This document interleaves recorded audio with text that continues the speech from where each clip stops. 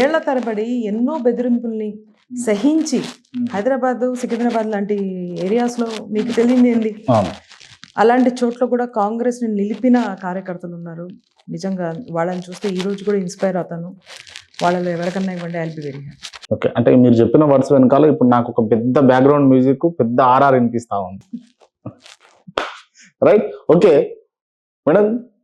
గాంధీ భవన్లో ఏదైనా కూడా అంటే సామూహికంగా కూర్చొని ఇబ్బందులు పడకుండా చర్చించేటటువంటి స్వాతంత్రం ఉంటుంది అని అంటారు. కానీ కాంగ్రెస్ పార్టీ అధికారంలోకి వచ్చిన తర్వాత గాంధీ భవన్లో తెలుగుదేశం జెండాలు కనబడ్డాయి. నాకు తెలియదు, తెలుగుదేశం జెండా నాకు తెలియదు దీని గురించి. నాకు నిజంగా ఐ హావ్ నో నాలెడ్జ్. తెలియదా మేడం? నిజంగా తెలియదు. సింపుల్ గా తెలియదు అని చెప్పేసి ఇగ్నోర్ చేయడం ఎంతవరకు కరెక్ట్? నిజంగా తెలియకపోతే ఏం చేయమంటారు? నిజంగా తెలీదు మేడం, మీరు కంటెస్టెడ్ ఎమ్మెల్యే మేడం. మరి అక్కడ తెలుగుదేశం జెండాలు ఉన్నాయని నాకు తెలియదు బాబు. తిప్పుతున్నారు. తెలియని వాటి గురించి తెలుసు అని చెప్పడం ఇంకా మరి తెలిసిన వాటి గురించి తెలియదు అని చెప్పడం తెలివి కళ్ళతనం అని చెప్పేసి చూపిస్తున్నారు. నేను నిజంగా చెప్తున్నాను, నేను అలా చెప్పాల్సిన అవసరం లేదు. నాకు తెలుసుంటే నేను ఎన్నో మాటలు మాట్లాడుకున్నాం. మనకు తెలియకపోతే తెలియదు. క్యాబినెట్ లో ఏమన్నా ఉండే అవకాశం ఉంటుందా మేడం మీరు భవిష్యత్తులో? నేను మళ్ళీ చెప్తున్నాను, అలా కూడా ఎంతో మంది మేధావులు మా దగ్గర ఉన్నారు. ఫార్మర్ మినిస్టర్స్ ఉన్నారు, ఎంతో పెద్ద పెద్ద పదవులు చేసిన వాళ్ళు ఉన్నారు, ఎంతో అనుభవం వాళ్ళు ఉన్నారు. మనం గనక కాంగ్రెస్ ని ముందుకు తీసుకెళ్ళాలి అంటే నాకైతే నా ఉద్దేశంలో ఇలాంటి వాళ్ళకి స్పేస్ ఇవ్వాలి. ఎందుకంటే వాళ్ళు మన కాంగ్రెస్ని స్ట్రాంగ్ చేయగలరు, అందరినీ తీసుకుని వెళ్ళగలరు.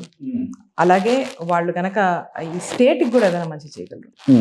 So it is necessary that నేను డెఫినెట్గా స్వార్థంగా ఆలోచించాను. ఎందుకంటే ఈ టైం కాంగ్రెస్లో ఉన్న పరిస్థితి మొత్తం దేశంలో కానీ మన తెలంగాణలో కానీ ఎక్కడ స్వార్థంగా ఆలోచించకూడదు. ఈ టైంలో మనం కింద కాడర్ని ముందరికి తీసుకెళ్ళాలి. అలాగే అనుభవస్తులు మన స్టేట్కి ఏమైనా మంచి చేయగలరు వాళ్ళని ముందరికి తీసుకెళ్ళాలి. ప్రజలకి సేవ చేయడానికి వచ్చాం అంతే. పదవులు ఈజ్ నాట్ ఇంపార్టెంట్. అంటే ప్రతి ఒక్క రాజకీయ నాయకులు చెప్పేటటువంటి అంశాలే మీరు చెప్తా ఉన్నారు. నిజంగా పదవు కాంక్ష లేకుండా రాజకీయం చేయడం అనేది ఎంతవరకు సాధ్యమవుతుంది అసలు? చూద్దాం, నేనైతే ట్రై చేస్తున్నా. నిజంగా పదవి మీద కాంక్ష లేకుండా నేను 100% నాకు కనుక ఏదైనా ఆప్షన్ వస్తే నన్ను ఎవరన్నా అడిగితే నేను ఎప్పుడు నేను ఐ రికమెండ్ సంబడి ఎల్స్. మా దగ్గర కాడర్ని అడగచ్చు. అంటే ఏంది మరి, అంటే మీ ఎయిమ్ ఏంది అసలు? Just work on the field, strong చేయండి. నేను సనత్ నగర్లకు వచ్చినప్పుడు నాకు అందరు ఇదే చెప్పారు, అమ్మ మీరు గెలవలేరు, కాంగ్రెస్ ఇక్కడ గెలవలేదు, మీరు వృధాగా టైము అలాగే సపోర్ట్ అంతా వేస్ట్ చేస్తున్నారు, ఇక్కడ ఏం అవదు అని నేను చెప్పాను. కానీ ఒకటి అవుతుంది కదా, ఇక్కడ కాంగ్రెస్ అనేది స్టేబుల్ అవుతుంది కదా, ఇక్కడ కాడర్ అనేది స్ట్రాంగ్ అవుతుంది కదా.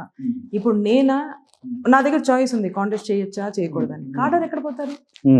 ఏం చేయాలి కాడర్? వాళ్ళు ఉండేది అక్కడ, మొత్తం జీవితం అక్కడ వాళ్ళు స్పెండ్ చేశారు. ఏ గలీలో అయితే బీఆర్ఎస్ వాళ్ళు గుండాగర్దీ చేస్తారో ఆ గలీలో వాళ్ళు ఉండి వాళ్ళ పిల్లల్ని పెంచుకుంటున్నారు. మరి వాళ్ళ సంగతి ఏంటి? నేను నిజంగా ఇదే ఆలోచించి, సో మీరు చూస్తున్నారు, మీరు నా మాటలు ఫాలో చేయాల్సిన అవసరం లేదు. మీరు నా లాస్ట్ లైఫ్ని చూస్తే తెలుస్తుంది. సనత్ నగర్లో కాంగ్రెస్ని పటిష్టం చేసి అక్కడ ఒక కాంగ్రెస్ జెండా ఎగరేయాలనే పాయింట్తోనే నేను సనత్ నగర్ లాంటి టఫ్ సీట్ని ఎన్నుకోవడం జరిగింది. ఎవ్వరూ ముందరికి రాలేదు ఆ టైంలో, ఒక్కరు కూడా ముందరికి రాలేదు. డబ్బులు ఖర్చు అయిపోతే ఎందుకు కాంటెస్ట్ చేయాలి, మనం గెలవం కదా, అదొక పెద్ద అర్థం. అలాగే ఎందుకు ఎఫర్ట్ చేయాలి, మనం గెలవం కదా, కాంగ్రెస్ గెలవదు అక్కడ, అందుకనే మేము రాము. ఒక్క నిమిషం ఆలోచించలేదు. అక్కడ కాడర్ ఎక్కడ పోతారు వాళ్ళు? What will happen to that cadre? 30-40 ఏళ్ల నుంచి కాంగ్రెస్తో ఉండి 10 ఏళ్ళు బీఆర్ఎస్ గవర్నమెంట్ ఉన్నాం కూడా బీఆర్ఎస్ వేపు కూడా చూడని కాంగ్రెస్ కాడర్ సంగతి ఏంటి? అందుకోసమే నేను అంటున్నాను, ఏమి పదవి లేకపోయినా, ఏ ఎలక్షన్ గెలిచినా గెలవకపోయినా ప్రజాసేవే ఒక సింగిల్ ఆర్గ్యుమెంట్, ఒక సింగిల్ ఫోకస్తో నడిచినప్పుడు ఒకటి మంచిగా పని చేయడం కుదురుతుంది, ప్రజలకి అందుబాటులో ఉండడం కుదురుతుంది, ఒక సాటిస్ఫాక్షన్ కూడా ఉంటుంది. అంటే పదవి కాంక్ష లేదు నాకు, ఏదన్నా పదవి ఒక ఆఫర్ వస్తే అది నా క్యాడర్కి ఏమని చెప్తా అని చెప్పారు కదా, మరి ఎందుకంటే చేశారు మీరు? నేను చెప్తున్నా కదా, ఎందుకంటే నేను ఒకటి అక్కడ ఆ టైంలో అంటే నేనేమంటా అంటే మీ క్యాడర్ని ఎవరినో కొన్ని నిలబెట్టి మీరు సపోర్ట్ చేసేది.